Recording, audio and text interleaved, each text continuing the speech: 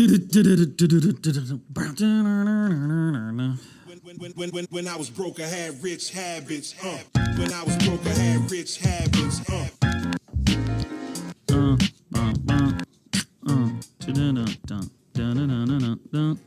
Master Keys Podcast, Season 2, Episode 13. Yeah. Neal and Andreino. You forgot your name. I'm Neal and Andreino. I'm a little tired. I had a long day. You are... Chandler Haliburton. Also tired. Also a long day, but no travel perk like you got. Every time you come back from a trip, you wear your Miami Dolphins hat.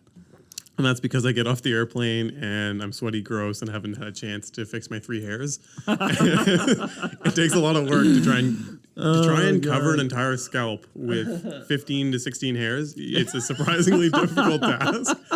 Unfortunately, did not have time just to do so. Just applying like some extra thick mascara. There's like a special powder you can buy now, and it like sticks to the hairs. Oh man! Oh, so good. Every time. All right, we're going to talk about a few things here today. We're going to catch up on the news. There's been tons of news going on, from changes here in Nova Scotia to the taxation on out-of-province buyers. We're going to see if that's the real deal, what it affects, what it doesn't affect. The government rolling out $22 million for affordable housing as part of a larger fast tracking of a number of projects across the city. Then there's a story out of Ontario about some tenants squatting in some poor people's house and preventing them from selling the home.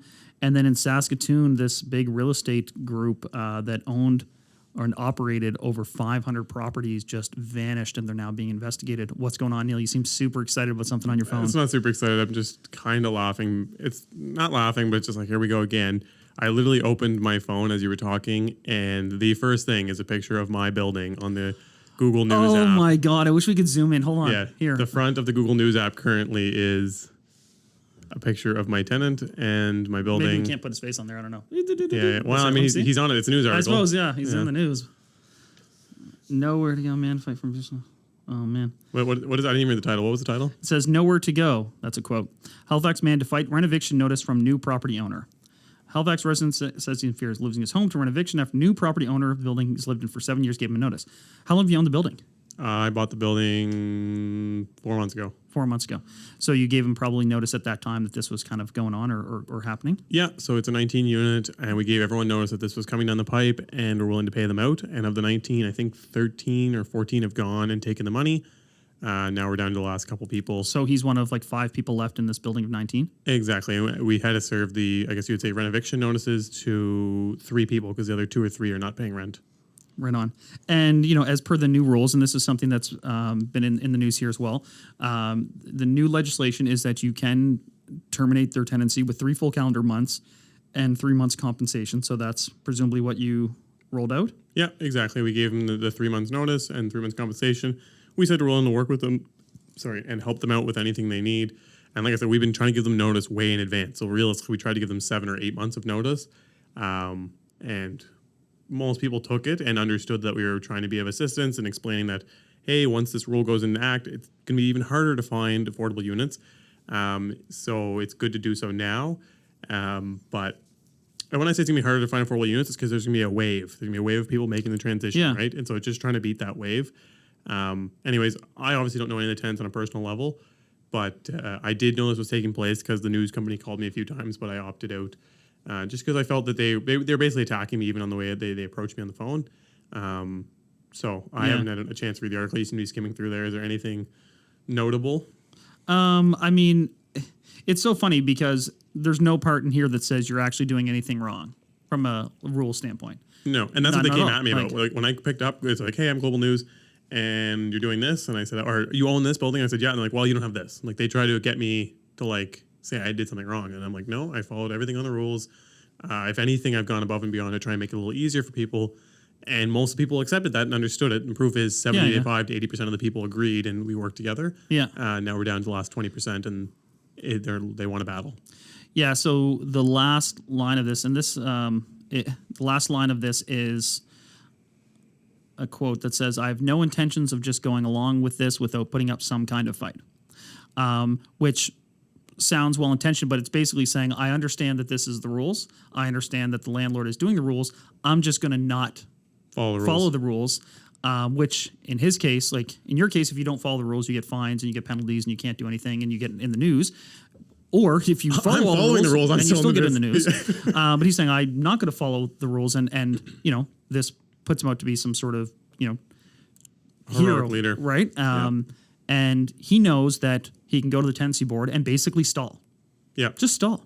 And why that is newsworthy. And I understand, like, the housing situation is in the news. It's newsworthy, and displacement is a real thing. But it's pretty frustrating when you wait and you follow all the legislation. There was a moratorium on this for 2 years. Yep. Right?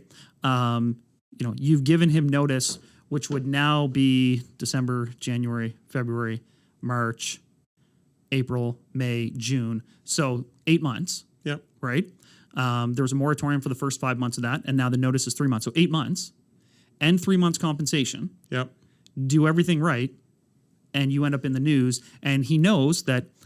So basically now he's not going to sign that. So you have to serve him with an eviction, like an actual go to the tenancy board, have a hearing, show your permits because you have them, show the work being done because it is extensive, show the fact that 75% of the rest of the building has now been vacated, and go through that, which is a waste of taxpayers' money to drag these things out through government services.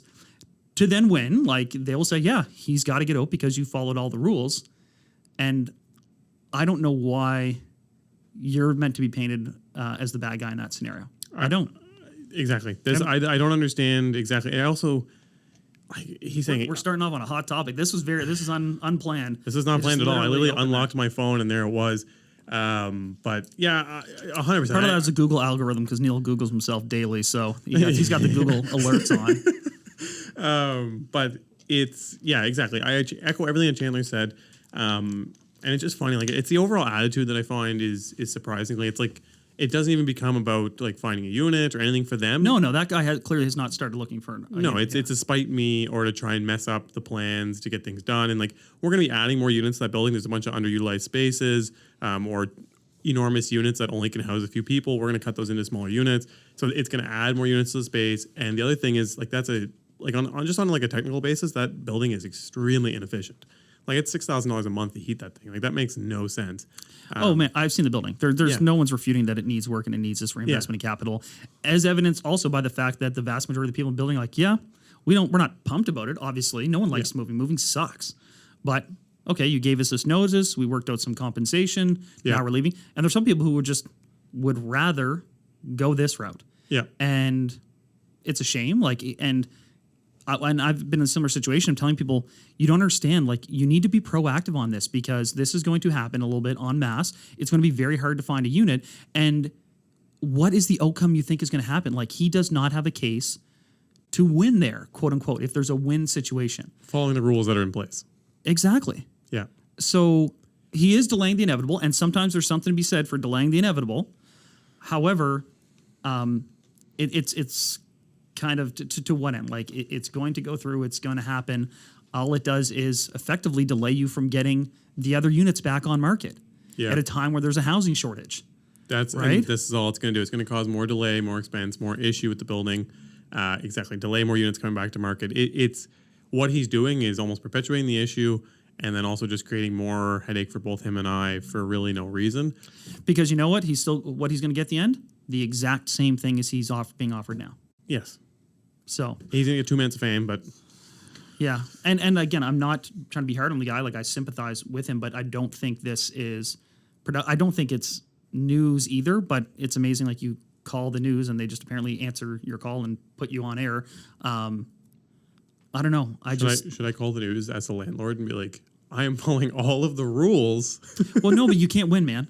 Like, and you know, I know they called and you said no comment, and good on you because it's so hard to bite your tongue, but especially when they're throwing lobs at you. I couldn't believe just the stuff that they say. It's funny. Well, they don't know the rules either. So when they say you don't have a rent eviction permit, it's like, that's not a thing. Yeah.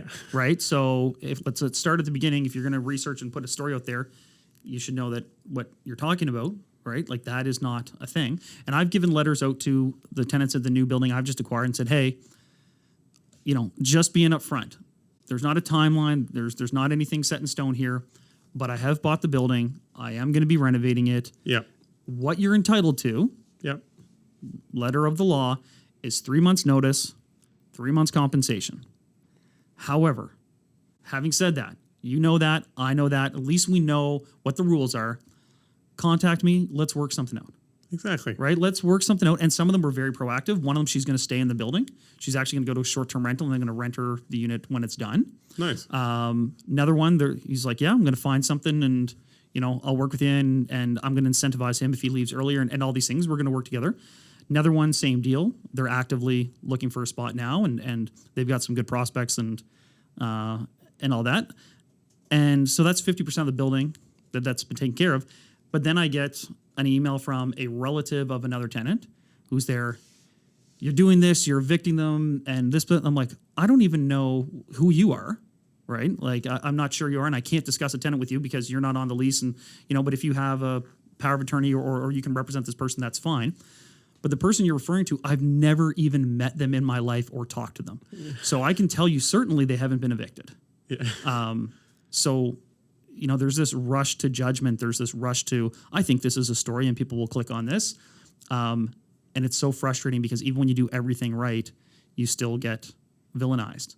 Exactly. Right? And there's no actual dialogue there. There's no actual. Exactly. I understand where they're coming from, like you said as well. I get where people are coming from. I understand it's not a fun situation at any point. But like you're saying, right now it just seems to be like a hot news topic, and news will jump on it, and people are getting the support, or at least feeling like they're getting the support, and so I seem to be encouraging them to keep doing it. Yeah. But anyways. And part of that, unfortunately, is the freelance nature of journalism right now. It's like, okay, I'm freelance. I need to write a story that'll get picked up or I don't get paid. What's going to get picked up? That. Right? So someone calls you, like, cool, a paycheck just called me. So I'm going to do the story. Yeah. This is how it's going to be. And it's not to say the housing situation is not newsworthy, but at some point you have to filter, well, isn't this just the rule? As opposed to, here's a violation of the rules. Because this is interesting. Let's pop to a story in Ontario. I don't know if you saw this. This made CBC. These poor people sold their home. They had a tenant in the home, and the tenant's lease was up the end of November, I believe it was. Maybe even early, something like the end of October, end of November. And they said, yes, just, to be clear, when your lease is up, it's not being renewed, it's not being extended, it's the end of the lease, it's done. Yeah. And here also, additionally to that, is the form that says we have sold the home and the new owners are moving into it. Same form as we have here in Nova Scotia. When you sell your home, the new owners move in. Yeah. The people just stopped paying rent. Of course, that's a classic. Stopped paying rent and refused to move out. So now the homeowners are owed over $10,000 in rent. They also have been carrying the mortgages of 2 homes because they have to live in their other home, and now this person's not paying them rent for this. Yeah. Their buyer has very kindly agreed to delay closing twice to accommodate them, and now is not interested in delaying a third time and is threatening legal action. They're going to be sued because this person refuses to leave the home that they are renting for and not even paying the rent for. And you'd think, well, surely there must be a tenancy board to step in and do something. Yeah. No, they're backlogged. They don't have enough staff, and they downsized a lot of their staff during COVID, and they're fighting little petty battles like this individual who's like, I have a complaint here. It's like, well, even though every single rule was followed, we still have to hear your complaint for some reason. That ties up the system. So these people are going to be out, if they get sued, I mean, they could be out $50,000. I was gonna say they can be out $50,000, and the carrying costs could probably be more than that, because if it's in Oakville, I'm sure that house was not $100,000, and it's probably gone up $100,000 since it was sold. Exactly. Yeah. I'm trying to be like as control as I can on this, because I get it. I feel the same as you do. I guess it's crazy to see, like you said, it's if we follow all the rules, if landlords follow all the rules, there's all of these issues that can still take place, these delays. But as a tenant, you don't necessarily even need to follow the rules, and you still somehow have strength in that format. And I think, the Oakville one's a really good way of showing it. Like, it doesn't even make sense. They own the home. They agree to lease it to somebody on a short-term basis or whatever it may be, and now they need them out, and they just will not leave. Like, that's... And again, they've done everything right. Yeah. First of all, they're not the big, bad, greedy landlord. Yeah. It was a basic investment that they had. Like, it doesn't need to be like, it's just, oh my God, everyone's making so much money. Like, they probably made a very small amount of money on it. It was a home. Yeah. Just a single-family home. A single investment. I don't know. Yeah. It's crazy. Anyways, we're not going down that whole path again today. But... check out Global News. I don't know. Was my name even mentioned in the article? I don't think so. It actually wasn't. Yeah, they're pretty good about doing that. I don't know why. Oh, they did mention your name? Oh, they did mention my name. All right, Global News, Neal and Andreino, and you can take a look at it. And one thing I got to mention I thought was kind of funny is he said in there it has to be substantial renovation. They're not just changing a light fixture. Literally, I think the unit next to his, like you can see the wood framing studs. Like there's nothing. There's no floors, nothing. The deck's off. Like Again, like, kitchen's fully I'm- gone, bathroom's fully gone, plumbing's gone. And they're like, and he has a permit for kitchens, this, that, like, yeah, we have the permit. Yeah. Everything is being done correctly, and still, this is the situation. And so he's going to jam you up, and Yeah. maybe that holds 3 or 4 units off the market for what, an extra 4 or 5, 6 months. Yep, It's not like anyone needs those units, right? exactly. Yeah, very frustrating. So that's what's new in your life. What else is new in your life? You're coming from the street you own in Spryfield. Yes. So I was just coming from over there. I'm closing on the 6 unit I've talked about 1,000 times, and unfortunately, we aren't able to get the prime financing that I wanted done in time. Is that because Enviro or something else? Yeah, Enviro to make sure of other things. The thing was, I was doing kind of a blanket between that and 6 or 7 of my other properties at the same time, so it's quite a large loan, and it has so many moving parts that we couldn't get it funded in time. So we're going to just do a private bridge in the meantime, the Classic in my land, and then I'm looking at another potential property in the area, hopefully to kind of keep growing that network. But yeah, so there's that, and then I'm still working on these land deals. I've had people message me asking like if those fall through, let me know. I'm still working on them. Obviously, it's just tough. Like I've talked about with you a few times, the build costs. But on the flip side, I have another building that came up, and it's 28 units or 32 units with a potential addition of 28 more units, and it's just. Isn't that the one we talked about? I think we had The seller we both know? Yes, exactly. Yeah, we talked about that on air. Exactly. Yeah, we talked about it on air. We have a mutual seller, and it's just hard to fathom these numbers. But realistically, like, and I went to a REIC lunch today where they talked about condos, and it's something we're going to dive into here later. But he said, look, people used to say like these prices were insane, like X $1,000 a square foot. Like you would never be able to get that again in Toronto, blah, blah, blah. Now it's $2,000 a square foot there, and we're paying $1,000 a square foot here. So I'm just looking at these numbers being like, maybe I might look back and regret not pulling trigger on some of this stuff, but it's always a thing of like deploying your capital in the best way possible, because all of these buys I think will be decent in enough time, but it's about trying to find the buy that makes the most sense in the short And period we of need to time. keep the cash moving. Like we don't have endless supplies of money, right? Like, so it has to be something that you can get your money back out and get it working again. We kind of digress there. What we're also going to talk about today at length is condos.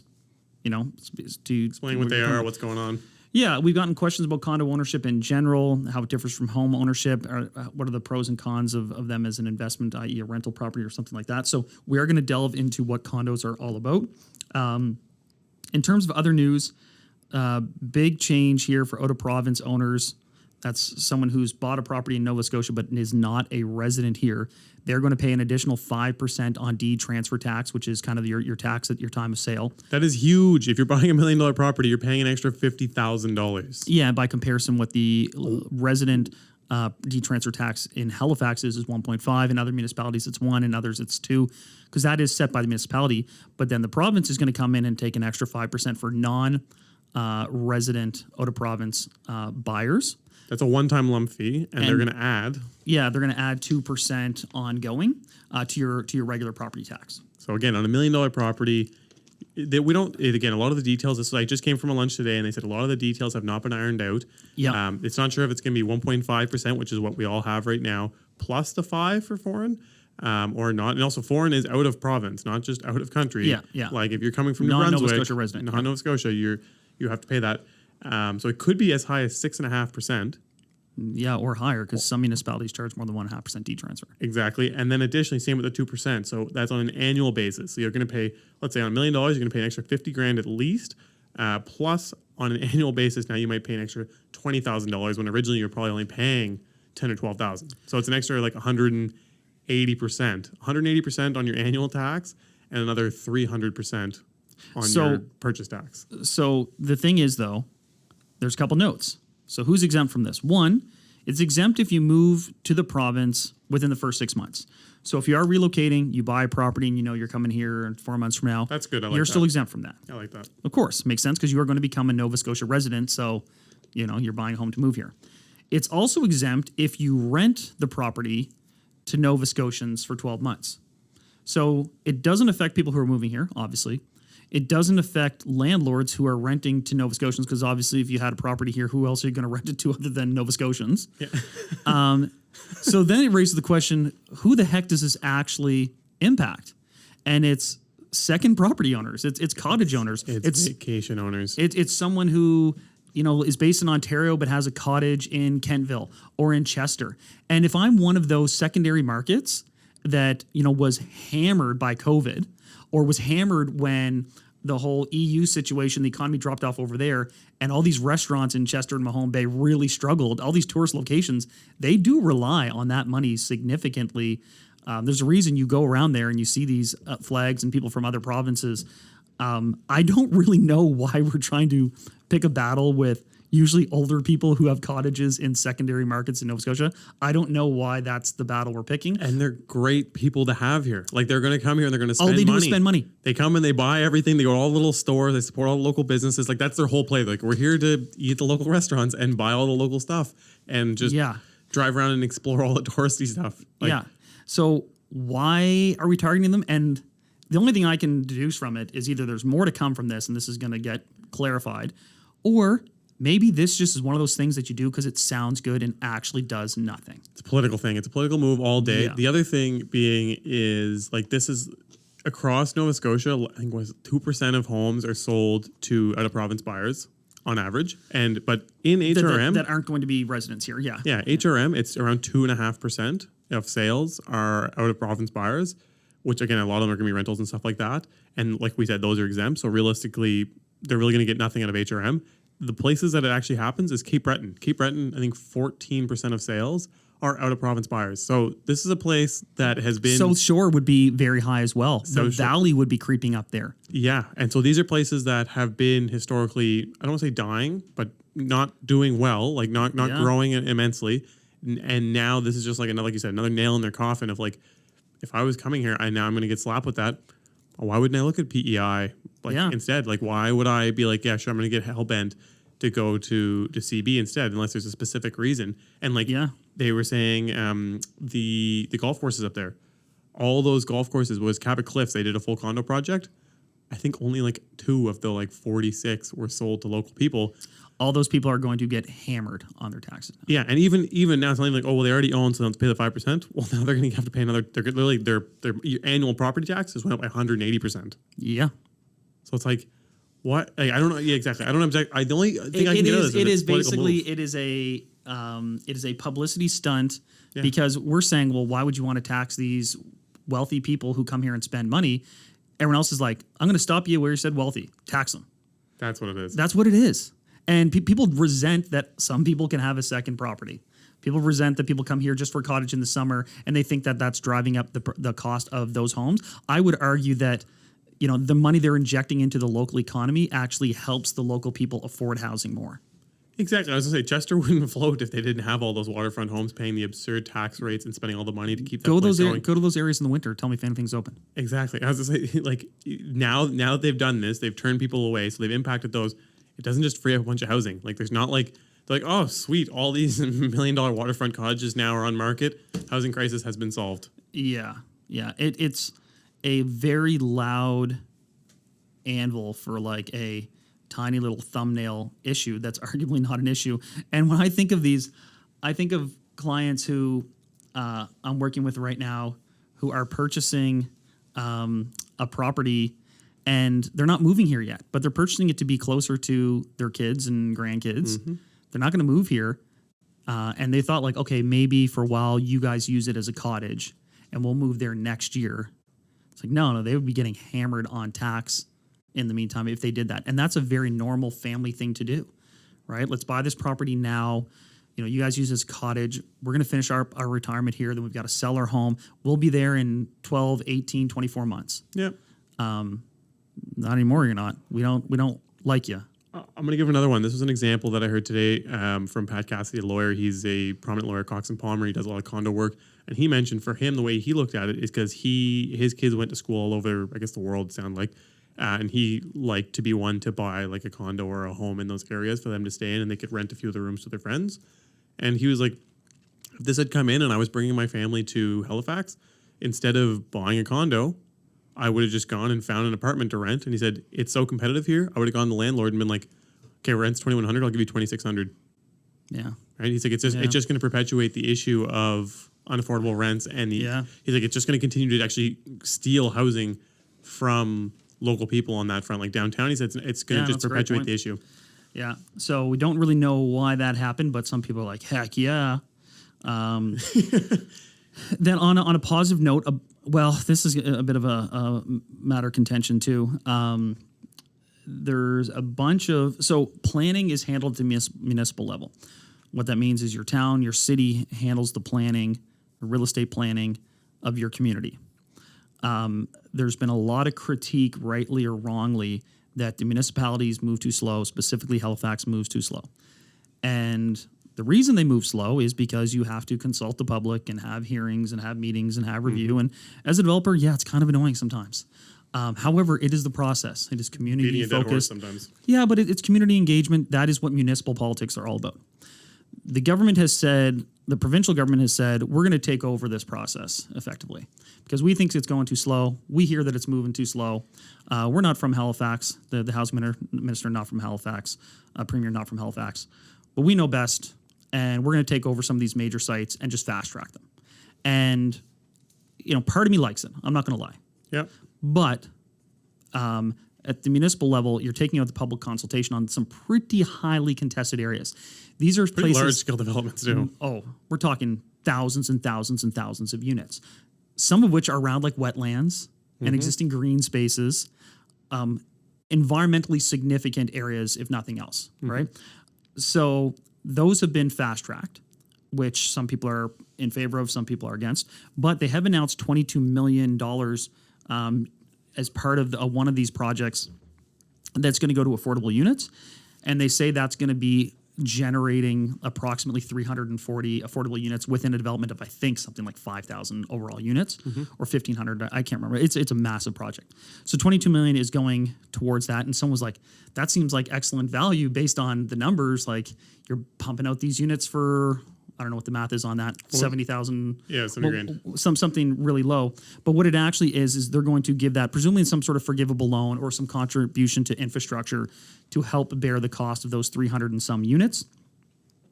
And in turn, they are going to be rented at 60 to 80% of market. So Hopefully achieving that deeply affordable, but so hopefully what they're saying is that, that sounds really good. 60 to 80% of what the market rent could be. That's what those units are going to be rented for. And in exchange, the developer gets $22 million. One thing though is the area where those are now, and the area that they're now. yep.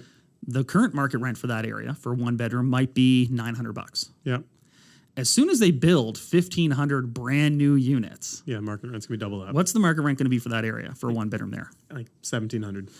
Maybe not that high. Yeah, Let's say it's but you know what I mean. 1,400. Yeah. So all of a sudden, that's 60 to 80% of the market rent, which right now sounds like $600 or $800, Yeah. is actually going to be more like, I don't know, $1,000. 1,000, 1,100, which is still progress. It's good, but so there's a lot of things, genuine strides, trying to be made. They also said they're hoping the first unit will be available by the fall. How's that? What? How? No way. That's not a thing. But they said, yeah, we're hoping. Flip a mobile home in there and park it on the ground. They said They tried to do that for the affordable temporary housing, and they're still not finished. So they're not going to come by the fall. Anyone who's super pumped about oh my gosh, I'm not even fall next year. Not even fall next year. Yeah, There's no chance. And then lastly, there was this group out in Saskatoon. We're bouncing around. We got tons of news and stuff going on here, but this is all interesting stuff. Yeah.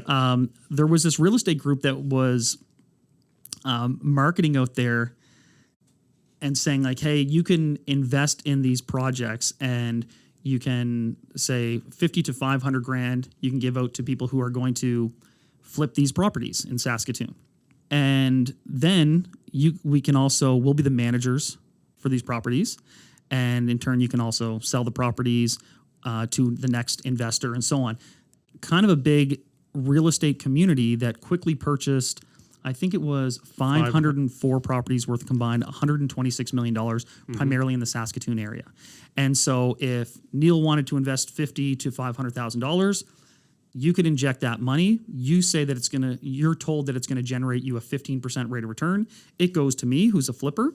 I flip the property and either I sell it and, that's great. You're making your interest either way. Yeah. And I've done my project, or it's put into a rental pool and it's managed by the people who set up this fund. And then even they can sell that managed product to another one of their investors. So it's kind of this incestuous web of people, but it all sounds legit. Keep some money moving, yeah. And it's collapsed. And as a result, a lot of people are out a lot of money because investors were ponying up anywhere between 50 and 500,000. They were guaranteed a rate of return, but they're now looking into it, and the only way they were being paid off was by new people coming on board and investing their money. It sounds a little bit like a pyramid scheme. And upwards of 60% of the units were vacant. So it's a legit pyramid scheme. Like, it wasn't even they were trying to make this thing work. I guess the two founders, they went on a Zoom call like last week and were like, it's done. We're ruined. It's bankrupt. Everything is gone. And I'm sure they've got their reasoning, but they were also collecting management fees, managing the whole thing.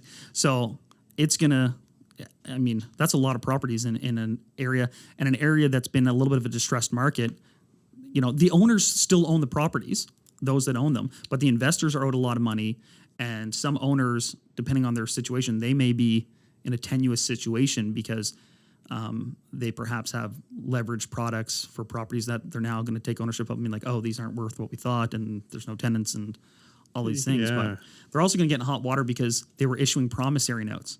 So a promissory note is not a registered mortgage. And this is a whole other topic, but these people who are investing... This is a Patreon topic. Well, people were investing 50 to 500 grand and not even being on title. So when things disappear, you get a whole lot of nothing. So that's huge news. Anyone out in Saskatoon, if you hear this, let us know what that's like out there. Never make your first or any investment in property without actually being on title or having a registered mortgage of some sorts. Promissory notes, you'll hear them. Some guys will try and push them on you, and they can have some merit, but you really need to trust the other person. And even if you I wouldn't do it because you can trust them with your life, but when it's a couple $100,000, they'll forget you the next day if it's a promissory note, and you're going to have to then chase them down. Yeah. And you have nothing to go after. Whereas if you're a registered mortgage, you can take back the property or try and put a lien on the property and make something happen there. We'll get into promissory notes at some point because they do have merit and they can work. And I know lots of people who have used them to get through.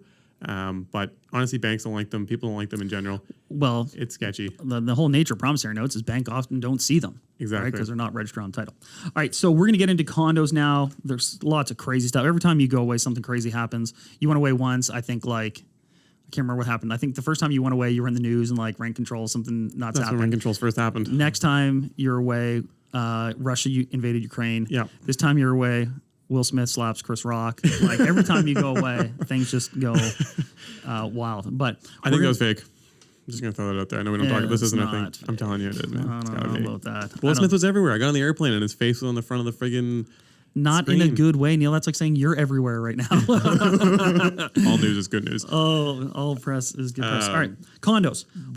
Before we get into condos, I want to talk about the condos that I actually may buy while I was in. So I went to Costa Rica, and I stayed in a condo community. I stayed in a hotel within the condo community, and I thought this was very cool. I'm not super experienced with these, and I hadn't seen a lot of them, but this was a master plan community. The developer had bought 1,200 acres on the water, and they planned out this whole community as like a walking community. And they're all the houses have to meet a certain architectural standard, so they have 3 architects on it. And Is Neil trying to sell us a timeshare? Just wait. Okay, all right, keep going. It's a pyramid scheme. No, and so I'm not actually trying to sell anyone on this. I might actually buy one. But it's a very kind of unique thing because it's been happening for a long time. They bought the land in 2006. They went through the whole process. They started construction in like 2015, 2017 range. People started taking occupancy, and they're doing it in phases. I think it's 3 or 4 phases. They've done the first phase now. They're starting the second and third. But I just thought it was really unique because Costa Rica is big on like green energy. They're like 98% renewable. Yep. Like ton of wind, one of their biggest economic drivers is that they sell carbon credits to other countries because they're that ahead of the game on carbon footprinting. Yeah. Exactly. They're super on it. They have huge taxes on fuel and things like that. Their energy is quite costly because of this as well. But they're very proud of it, and the entire local community is very proud of it, and they're happy to be a part of it. And so this master plan community that they've created on the ocean, as much as it's a luxury thing, they've also made it so it's like all about health and being green. So like all the restaurants only predominantly sell healthier style foods. Even the little grocery store within the community sells, like there was no real junk food aisle. Like they had like 2 or 3 types of things. Costa Rica has like the highest average life expectancy of anywhere in the world, and like the most people over 100 years old, like per capita anywhere. People are very healthy. Costa Rica is probably the best country in the world. I love Costa Rica. But. I didn't realize any of this when I went down there. And so like standing army, free post-secondary education. Yeah, Costa free Rica is where healthcare. it's at, man. Free healthcare. You can't own the beach, so even a development like that, it's still public beach. It's a public beach, exactly. Yeah, and so this whole community is going to be a walking community. We got to get a sponsorship from Costa Rican tourism. I should Costa Rica. Yeah, Let's get it. It's really neat. So you pull up and like they valet your car. Basically, you park. They value your car. They take your stuff. They'll carry your stuff to your house, your condo, wherever it is. But you literally walk up to your place, and it could be like a couple hundred meters from where the valet shuttle is, and you go in. You get your steps in. You get your steps in. Everything's all powered by heat pumps. But it's just a really nice community, and they had a bunch of different stuff. Like I said, for health, like all the food that's sold there is predominantly healthier style foods. All the restaurants are like bowls and things like that. Even the grocery store, like it only had maybe 3 or 4 different types of chips. Like they didn't, like I'm used to the chip aisle here where you walk in and it's like, You're like, okay. like 400 options. Yeah. And then there's all this other types of stuff, like cookies. There's like 400 cookies. They had one, Oreos. Oreos has the monopoly in Costa Rica, and that's the only one they sell. And it was just nuts. It was really fun to kind of be there, and it was just like a kind of quiet, peaceful place. And so anyways, I'm interested in it. If I get into investing in it, I'll kind of explain it all out. The one bad thing about it for the investing there was they don't have local banks that are interested in financing Scotiabank's big in Costa Rica, though. people outside of there. But Scotiabank, I saw their signs around, Yep. so I'm going to try and contact them and have that conversation. Yeah. But they said in general that they've been struggling to get financing for people on these opportunities. So, but it was just super neat. I really enjoyed it. It was kind of a relaxation time. And I just want to say, because we're going to talk about condos, and this whole entire community is condoed. And it was just, I don't think we see a lot of, like, after coming back, I'm like, man, I'd love to do a master plan community here, like slightly outside of town, do all condos, and offer some really neat perks. And like maybe for an older generation, like we were talking about Windsor. You see this with these golf course communities, right? This is what Yeah. they're trying to do, and some of these Makes ski a lot of resort sense. communities. Yeah, I think there's demand for it. But this brings about the question, and this is a good place to start, is what is a condo? Because a lot of people think of a condo as being an apartment. So, okay, it's an apartment that you own. And no, like a condo corporation is, well, it's a corporation and an ownership structure whereby a corporation owns something, an asset. Yep. It may be a building, but it also could be a marina, it could be a piece of land, it could be Predominantly the land is what they own, yeah. exactly. And you, as a shareholder in the corp, you own one share. Yeah. And that share entitles you to exclusive rights to a unit. Space. Yeah. So when you buy into a condo corp, there's this idea that you are buying the physical unit, but you are actually buying one share in the condo corp, which entitles you to exclusive use of that unit. So in a practical standpoint, oftentimes I'm telling tenants, well, effectively, you own the right to occupy this space and you own the elements from the paint and the floor inward. That's what you own. You do not own the walls. You don't own what's in the walls. You don't own the outside the glass. You own the inside of that space. And more rightly, you just own the exclusive right to that space. Yeah. And it's a kind of, it was a late thing here. Like we didn't have a lot of condos, but the condo market now is on fire here. I don't know what you're seeing, but. Yeah, so exactly. I think so that's exactly it. But again, you can think outside of buildings. Like it doesn't always have to be that setup. You can also have things like condos, which are over, I guess they're called bare land. And there could be houses on there, and you would own that entire home. You don't own the land that it sits on, but you would own that entire house, and you can be responsible for that whole house and get all the benefits of having that house, plus the benefits of things that are covered by the condo, like your lawn might get mowed, your driveway might get shoveled. There might be some common elements that are shared. Like actually in this case for this place, there was a beach club and things like that. So you get these common elements that are shared. Which can be beneficial because sometimes you don't always want to have to maintain your pool and this and that, but there's one right across the street that you can use when you do want to, and you only pay $50 a month for it versus $500 to heat it when it was your own. Yeah. So that's another way to look at it. But yeah, regarding the idea that the condo market's heating up, 1,000%, and I think it's a simple idea of like pricing. Like when you look at the fact that before it didn't really make sense to necessarily go out and buy a $500,000 condo here because for that same price you go out and buy a full size home. Yeah, or even less in some cases. You know what I mean? Yeah. And now it's like, okay, let's say I want to buy a house downtown or somewhere on the peninsula of Halifax. Basically, I need to spend around $1 million now to do it, but I can buy a condo for $500,000. I'm like, okay, that kind of makes more sense. Effectively, it's not even makes more sense. I may not have the opportunity to buy that house, so I have to buy the condos if I want that location. And so people are starting to, I think, make that transition towards it. And it's really starting to ignite things, and it's exciting too because it's also going to help us to create more units because people are going to see the incentive to actually build condos again now that the pricing is getting to a point that makes sense. Yeah, I mean, it's the whole point of a condo is to live in a location and have a lifestyle that you could not otherwise have, right? There are no houses with backyards available on Central Park in New York, right? So they are condo buildings. If you want to live in that location, that's your option. And there's obviously planning advantages to that and so forth. But just getting down to brass tacks, once you own that share of the condo corporation, you've got exclusive rights to your area, which is your apartment, exclusive rights to your balcony, even though you do not own that balcony and you're not responsible for maintaining it, and say exclusive rights to a parking spot. Right? These are the things that you own. The thing that people are always worried about is like, oh, well, gosh, but there's all these condo fees. Yeah. How are you explaining condo fees to buyers out there? I think the first thing I always open with as a reminder, there's no condo fee when you own a house, but you're also not blowing out all the maintenance expenses that you're going to face. And you're like, I don't have to pay $100 a month for maintenance. You don't, but when in 20 years, when you have to do your roof, your siding, and your windows, and that costs $100,000, which is not excessive. That's really not. Like average house would probably have 20, 25 windows. So that's $25,000 right there. A roof's going to cost you 10, 15 grand on a normal size house at least. And siding's going to cost you 30 grand on a normal size house at least. And that's not fancy siding. That'd be like a basic vinyl. So what's that, 55? That's 70 grand. So if you amortize that over the 20-year lifespan that it has, that's $3,500 a year. That's already $300 a month. So yeah, and a lot of condos include things like lawn maintenance, a gym facility, your water, pool. Sometimes your heating, right? So a lot of it depends on what you get for those condo fees. The challenge is and I think this is kind of unfair. When you buy a house and you're seeking your pre-approval, they don't really care about your utility cost, or your maintenance cost. They approve you like, oh, cool, you're good for $500 grand. Yeah. When you're buying a condo, they say, okay, well, show us the condo fee, and they add it in there for your approval. So you might, if you're approved for a $500,000 home purchase, you might only be approved for like a $470,000 condo purchase, which for the reason you mentioned is kind of counterintuitive because at least in the condo situation, the owner is being forced to save towards these maintenance items.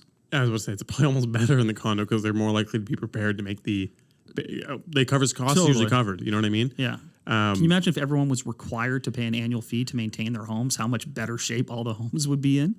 On completely aside, there is actually some companies that are starting now. I think they started here for a bit. I don't know if they stayed around with like Home Keepers. Year-round home maintenance stuff. Yeah.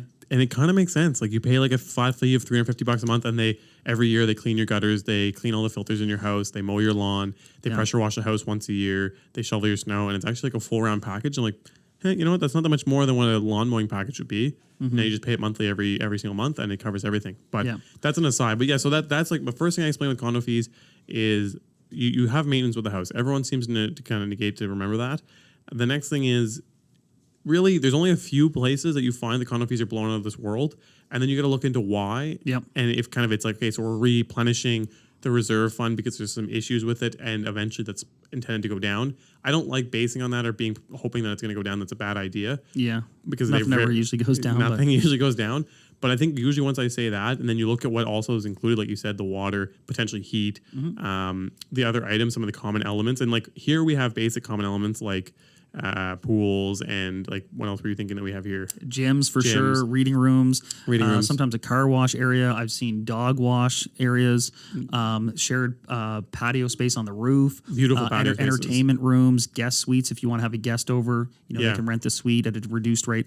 All of these things, and you're paying for those amenities. So it's not like it's a completely, silly lost cost. Normal house wouldn't necessarily have them either. No, I don't think many houses come with a personal gym and movie theater. I've seen golf simulators now too. Yeah, so there's definitely merit to those condo fees, and sometimes you'll see this in inverse relationship where if a building has higher condo fees for some reason, the actual sticker price of the units stay lower, so that it kind of works out being a net neutral. Yeah. The question is why those condo fees are higher. But the other thing I hear with people is they're always concerned about the big unexpected bill, and those are called special assessments. And again, I can't stress enough, like when you become a condo owner in a corp, you effectively have one voting, voice. Yep. And each individual owner has a vote based on their unit, yep. right? So any decisions that are made collectively. It's a democratic process. Everyone votes on things.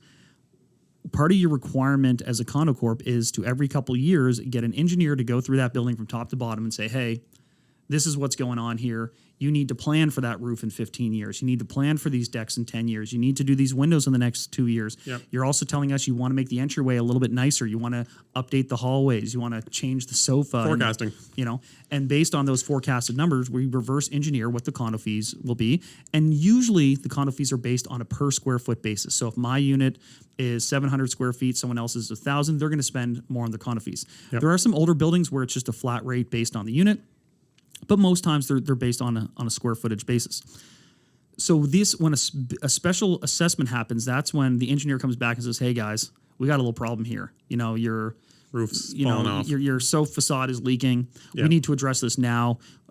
We've got money in the reserve account, right? So your corp is run like a business, so it's got savings, it's got revenue coming in, it's got planned bills and expenses, and every year they should have hopefully a surplus, which then goes into the reserve fund.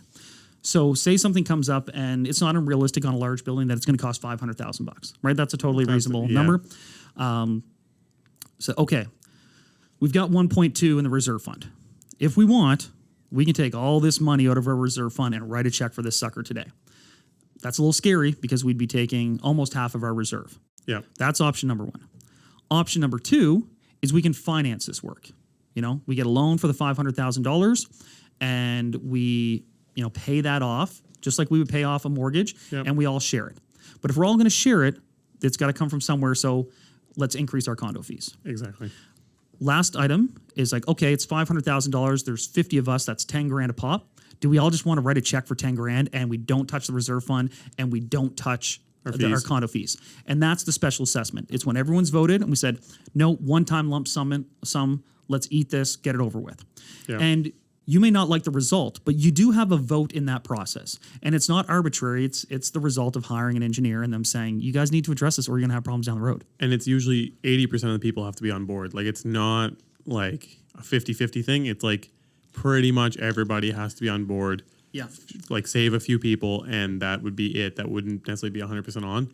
And even those special assessments, sometimes they come up with options for your payment terms and all that to help you out. And usually it's not something that comes up the next day. Yeah, they're not like, we're going to kick you out now because you didn't pay. It's like, no, like we'll work with you. It can be a little sad though. Like, I mean, there's some buildings you see, I think in every city, where sometimes things like this come up. The engineer finds, I think there's one going on by the Commons where like literally the whole facade needs to be redone. And it's way more money than the reserve fund has. And the special assessment for everybody would also be quite high. Mm-hmm. And so it's turned into quite a big legal battle, and it's caused the values of those condos to be stagnant. Totally. So there is risks associated with it. But in general, I mean, that can happen with anything. You can also get a house where you have a major issue and you have to face some sort of way of fixing it. Yeah. Right? The insurance isn't It's not like necessarily buying a gonna home is that necessarily more secure than buying condo. There was a lot of condos built very quickly in markets across Canada, and they had some construction issues, and then people that made the news, right? And so as soon as something makes the news, people think it's a rampant problem. There haven't been that many instances, but they certainly do come up. You know what I found interesting? So today, like I said, I went to an REIC condo lunch and learn, and it was basically one of our more prominent lawyers who's on, I think, almost every single condo corp in this city. Yeah, they call him the Condo King. The Condo King, Pat Cassidy, and he had lots to say, which was awesome. And he mentioned, it was kind of weird, we were talking about condo fees, and Embassy Towers is a set of towers we have here downtown, and they have very, very high condo fees, probably roughly like $1 a square foot per month almost. Like, oh yeah, $1,000. About $1,000 a month for a 1,000 square foot unit, just in condo fees. They do include heat, I believe. I think so, yeah. And then the other building being Coburg Place, same deal. Like, they have probably around 70 cents a square foot sort of deal. Yeah. And it's the same thing. And he mentioned that both of those were actually originally apartments that were converted to condos. And I thought that was kind of neat. That is really interesting. And back in the day, they didn't have as big reserve fund requirements for the condos. So it used to be like, all right, let's just turn her into a condo corp and let's start day one with zero money in the bank account. Yeah. I'm exaggerating a bit there, but now they have to put a lot of money in that reserve account from the outset. So that's the money that the developer has to set aside. And then oftentimes when they sell the units new, the brand new owner has to make a one-time significant installment. Maybe it's like $1,500. It's not insignificant though, to the reserve fund. The challenge is all these things that we're talking about, your motivation as a voter in your condo corp and what you want to see happen may not align with what other owners want. You may not like walking into that tacky entryway and say, we got to spend $5,000 to make this entryway look a little bit nicer. For other people, that might not be a priority. So there are instances when you're looking at a condo corp, you want to say, all right, what renovations have been done to this building recently? What is the demographic of this building in terms of age, for example? Because, different people in different parts of their life prioritize different things. How many people in here are renting versus owning? Because renters, they don't have a vote in the condo corp rules. But additionally, the person who does have a vote would be a landlord who does not live there. And is a landlord ever going to really vote to improve the common area? Yeah. Probably not. Not if it's an additional cost. Right? They don't live there. So looking into things like, all right, how big is the reserve fund for this condo corp? When was it built? Because sometimes, a building that's very old might have more maintenance, but it also might have a way bigger reserve fund from years and years of saving. How many people are in the building? Because you may not like a big building with 70 units, but it's more people paying into the reserve fund. Yep. How many renters are there in the building? What things have been done recently that we know aren't going to have to be done in the near future? All these things go into your decision making about a condo purchase. Couple asterisks I'm going to put out there just on this too is under 10 units, they don't have to meet minimum requirements for the reserve funds. So you'll sometimes and they can be self-managed more likely, which can be a very and they can be self-managed. So you'll see sometimes, not a lot, but you'll see like a house. You find it predominantly in the downtown areas. A house, there'll be kind of like 4 condos, and they sell fairly cheap, and the condo fees are kind of cheap. Yeah, because you have 4 people who are like, I don't know, let's just kind of keep it how it is and keep it low. And they just kind of run it. And there you really run a risk of a special assessment because if the roof comes up and the roof has to be done, you guys have to then just all shell out. And there's only 4 of you. And there's only 4 of you. So if it's it might be a big house, like if it's 4 condos. It could be a $40,000 rolled bitumen roof on a small place. Exactly. Yeah. So then you each have to shell out the 10 grand. So that's something to consider there. Additionally, for these bigger places, when they're brand new, a lot of people like to say they like to wait 3 to 5 years because the building will iron out a lot of its kinks, which is true. When you build a building that big, it's never just perfect. Even if the developer's built 100 buildings, something's going to come up. It's just part of it. There's a million subtrades involved. There's a million pieces. Things are going to leak. Things are going to break. Things are going to have to change, even with the best planning and processes in place. So a lot of people like to say, okay, I'm going to wait a few years to do it. The other thing to consider, and I found this out today, is that reserve fund, the requirement, the amount that gets told that needs to be made within that first to get the building going, the developer has to set aside, has to be accomplished within the first 5 years.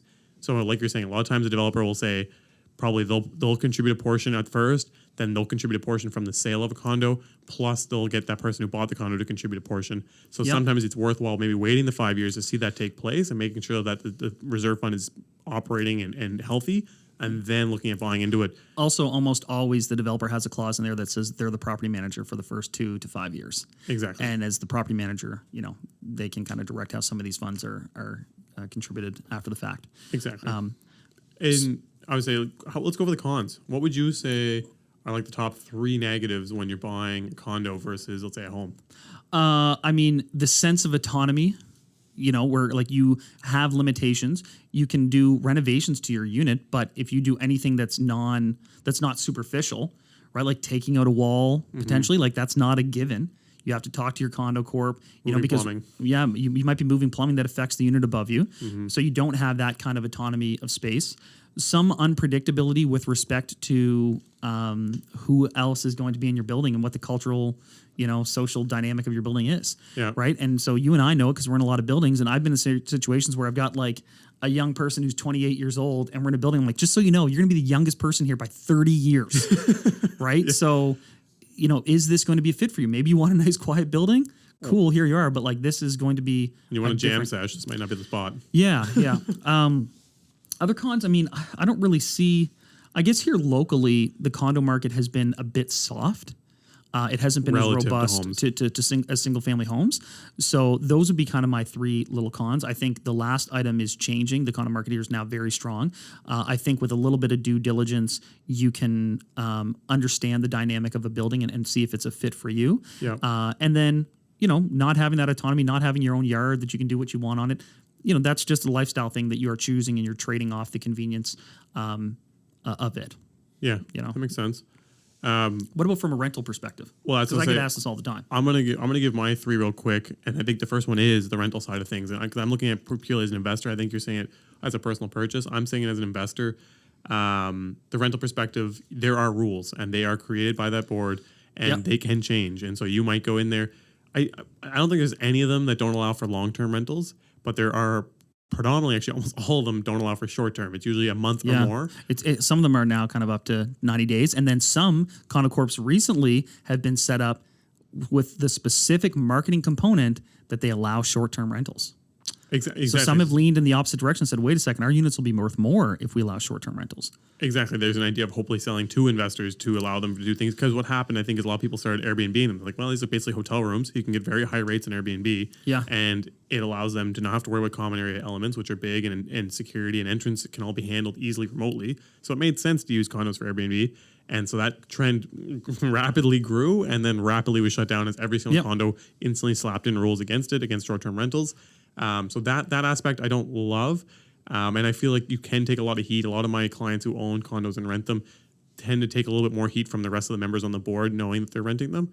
Yeah. So I say that's one thing that would definitely kind of bug me. The other thing to consider, like if you're like flipping condos, it's hard sometimes. Like if you go into a building that's got 70 units, there's likely 20 that are identical to yours. And so you can't go in there and first of all, it's hard to get a deal because everybody standardized product, man. We talked about this before. Standardized product. So everyone knows, like, hey, well, my neighbor's sold for $359, and he has the identical unit down to the square footage, down to the features, down to the layout, down to everything. I have a slightly different view, so I want extra $5,000, or I'm up one floor, I want $5,000 more. And then once you get it and you go through the whole process of renovating, it's hard for you to say that your condo is now worth $600 when the other 20 that are identical sold for $400. The flip side of that is that when you're doing a renovation, you're not doing anything structural, mechanical. Right, like so, your actual your renovation cost can be really low because you're doing facelifts, and you could know what you're shooting for too. Yeah. And the advantage, I guess, from a rental perspective is if you want to be the most hands-off landlord ever, buy a condo and toss a tenant in there. Because if they call about something, you say this is the number of the super. Yeah. They call about something else. Well, this is the number of the property manager. Yeah. If you really want to be hands off, and that goes the same thing for if you're living there. If you want a lifestyle where you can lock the door, disappear to Europe for 3 months, it's pretty hard to beat a condo. They're very secure. They often have live-in supers. You have that sense of ownership within the building that you feel your unit's going to be safe. Yep. So there are some pluses with that as well. As a landlord, it's a pretty simple solution. You're not going to make the margins that you will in something else, but you have a built-in property manager. You will get surprisingly high rents too. Like a 2-bedroom condo will rent for more than a 2-bedroom apartment for the simple fact that in a house they are not going to have a pool. They're not going to have underground parking. Yeah. They're not going to have the security level. They might not have the location. There's all these things that are intangibles that a condo, like a 2-bedroom condo, is going to rent for $2,200. A 2-bedroom apartment in a house 15 minutes outside is not going to get that. Like even if it's bigger and nicer and all those things. So there's also that aspect that you will get higher end rents, and oftentimes I'd say you're going to get quality tenants that need to live in that location for work or for school. Yeah, I think now hopefully that gives people a really good understanding of what condo ownership is about, the pros and the cons. You seem like one more point before. I was going to ask you co-ops. Oh, co-ops. All right. Well, co-ops are kind of a disappearing thing here. What is a co-op? Well, a co-op is, in some respects, I think it's almost like a precursor to condos, where effectively you would buy into a co-op and would actually like co-own the building, which is a little bit different than the condo share structure. One of the challenges with them is because you don't necessarily own a share, and you don't own a whole complete thing. Mm-hmm. They're very, very difficult to finance to the point that you can't finance them at all. So you're often paying cash or a line of credit. And that keeps their prices down significantly. And they tend to be communities who like things the way they are, because you'd think they would turn into a condo corp and all of a sudden see their values go from $200,000 to $400,000. Mm-hmm. Why would they not want to do that? They like it how they are. They like the system that have set up, but they're sort of going by the wayside. I think there's only like 3 co-ops left in town. Yeah, I don't come across them very often, but it's dramatic, the difference in pricing, and that's simply, I would say, due to financing. Yeah. It's the number one thing. The rules and all the other stuff, I don't think really has that impact. It purely just shows how much impact financing has on everything, and that's everything. It's like vehicles. Vehicle prices went through the roof when financing became an option. But yeah, the no financing means that you could buy the same co-op, I would say, for probably half of what the condo would cost. Oh, or less. Exactly. And they skew a bit older as a result, because they're people who downsize, they sell their home, they pay cash. They're not going to young people who are like, I got $200,000 cash, I'll buy this co-op. Exactly. I find they tend to be ill-maintained. That might be a Halifax thing, but I find they're just kind of like not ill maintained, but they're just like outdated and like there's no incentivization. I think a lot of that is because their populations skew older. They were purchased differently. They keep their fees very, very low. Yeah. They often, the units I've seen don't have in-unit laundry. They have, in some cases, like coin-operated laundry. It's a different thing. And every now and again, someone gets so excited and they send me one. They're like, check this out. 168 grand. Seems Downtown. too good to be true. Let's go. It's like, yeah, if you can write a check for 168 grand and don't mind being the youngest person in the building, it's not bad. But you can't rent those out either. They will not let you rent those out. In almost every case, you cannot rent those out. I was going to say, there's not even a rental aspect that would make it exciting. Can you do long term? Do you find or no? No. Yeah, so they're really not the one that I deal with most commonly, which is over in downtown Dartmouth. You cannot rent them. I was going to say the one thing I do see kind of some merit for some people is I've seen like parents who have students coming here. And they're like, all right, like I'll just fork the cash, put it there. My student can live in there, and then I'll just sell it. And I think you might be able to have a family member in there, but you can't rent to another person. Yeah, and I know there was another building where they would approve your tenant, which is not dissimilar to a condo corp, because if your tenant acts the fool, your condo corp can kick them out. Doesn't matter what the lease says. Yeah. So the other thing I want to talk about, and we're just going to scratch the surface about this because this is going to go on our Patreon account, is once people understand that a condo is not specifically one thing, and it's not owning an apartment or owning a unit, it is owning a share of in a corporation that owns something. That's why, and I think I mentioned it, there are marina condos in a lot of waterfront communities. Yep. Where, same as not being able to own a house on Spring Garden Road or on Central Park, you cannot typically own a marina if you do not have a certain level of income. Yep. But what you can buy is there are these condo corps that own marinas, and by being a condo corp owner, you can own a parking spot at the marina effectively. Yep. You can have exclusive right to a parking spot. So a condo corp can effectively be set up to own virtually any sort of shared real estate asset. So increasingly, these are being used to split buildings, right? So you can have commercial spaces in a building where, all right, this ground floor is actually going to be a series of condos, and the businesses can own effectively a little kiosk or something more substantial, and own a condo share of that commercial space. Or we were talking about off air, multiple levels of a building could be set up differently. Yep. And one that we're seeing really commonly right now is bare land condo. So because of environment regulations, you need a certain size piece of land to put a well and septic. And we talked about that one a little bit in our episode about developing land. However, if you set up a condo community, you remove that restriction of how much land you need for that septic field. So rather than, I might be able to get 4 houses in here because I need enough space for 4 septic fields. Well, if I develop a condo corp and they can all share the 4 septics, maybe I can actually pop 12 houses on there. And they can share the costs associated with running them, maintaining them, and doing it. Additionally, it means you might not have to subdivide the land. So sometimes you see a lot that only has 100 feet of frontage. Based on the rules, you can only put 2 or 3 houses there. Exactly. Now you don't have to subdivide it. You can utilize the full length and the depth of the lot. It allows you to do a lot more with that.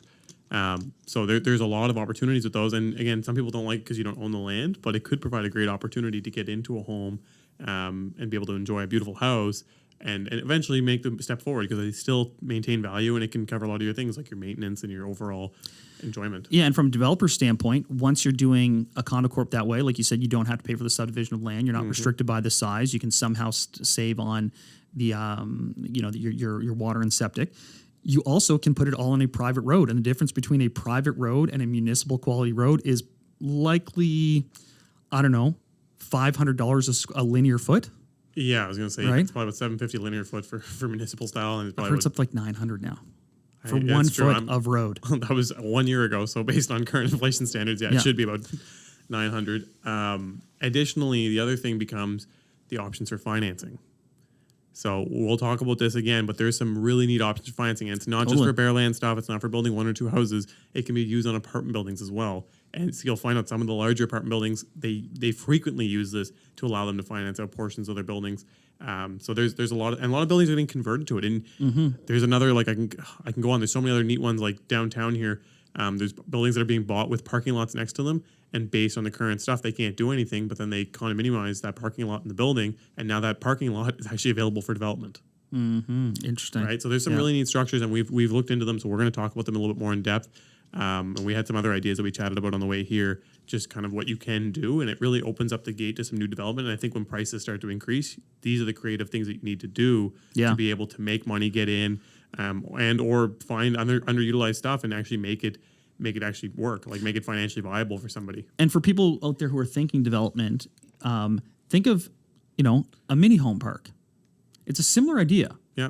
Where effectively these are private lands that are divided up, but not actually formally subdivided into individual parcels, just rentable lots. Yep. And then individuals own a unit that they put on there and they pay a common element fee.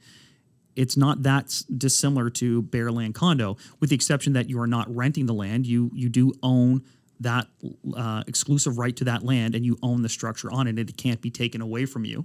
But it's a similar model, and look how many extra units they can do as a result. Yeah. It's a pretty cool model. It opens up a lot of doors for people who are looking to develop. Another similarity is people who in these RV places where, you get the RV and you park it there for the summer and that's your cottage. Yeah. And people end up having the same spot for years and years and years. They do not own that land in the traditional sense, but they kind of do. And they're connected to, a community system where they pay these fees. That a condo corp is the proper ownership breakdown of that model, which when you think of it, the potential there is just unbelievable. It's insane potential. And just what you said about that, people sell their leases.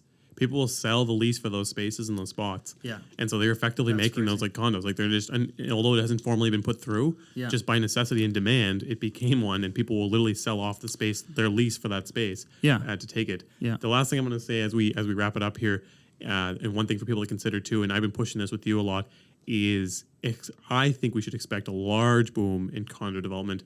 Just think about kind of pricing, where things are going, looking at what you think your appraisals would come back for rental units, where rents are at, and then prices of homes and prices of condos. Start thinking about that a little bit, and you'll kind of get an idea. And we're going to dive into it really deeply on the Patreon, but why I think condo development is going to really start to boom, looking at historical charts of why it's boomed in other places and why I think we're now primed for that same sort of growth here. Well, you and I going through the development process, we've been looking at, all right, we're going to build a 1-bedroom plus den or a 2-bedroom unit, and we're being told it's going to cost $350,000 to build it, and when it's done, it's going to be worth $350,000 based on the rent. Well, what is a 2-bedroom condo worth? Exactly. Right? So this is what we're going to unpack on the Patreon. I think that's everything for today. Yeah. I can't believe we did all this time and never really dove into condos. I hope people now think of condos a little bit differently. I think there's an option as an investment now. Oh, totally. They're an option as an investment and lifestyle, man. It's all about lifestyle. If you're about location, increasingly, it's going to be condo. That's why in bigger cities, people have been in condos for decades. We need to do a condo Patreon badly, because here's another thing I want to go over is, as an investment, just think it's price per square foot in condos. It's easy to compare. New ones are going for $700 to $1,000 a square foot. Old ones are still $300 a square foot. There's a giant lift there if you make it look really nice and new. You might not have the amenities, and you're not going to get $700 a square foot on resale, but there's something there. There's something there. There's a squeeze. So thanks for listening. Awesome. All right, check us out. Follow along. Press some comments, man. We're getting so many comments now. It's wicked. So keep the comments coming. Loving keep the support. Questions. Things are growing. It's awesome. Thanks, guys. Thanks for checking out the episode. Don't forget to like, subscribe, and press the bell button for notifications. If this is your first time here, check out our back catalog for more episodes. Thanks so much for watching. When I was broke, I had rich habits. When I was broke, I had rich habits.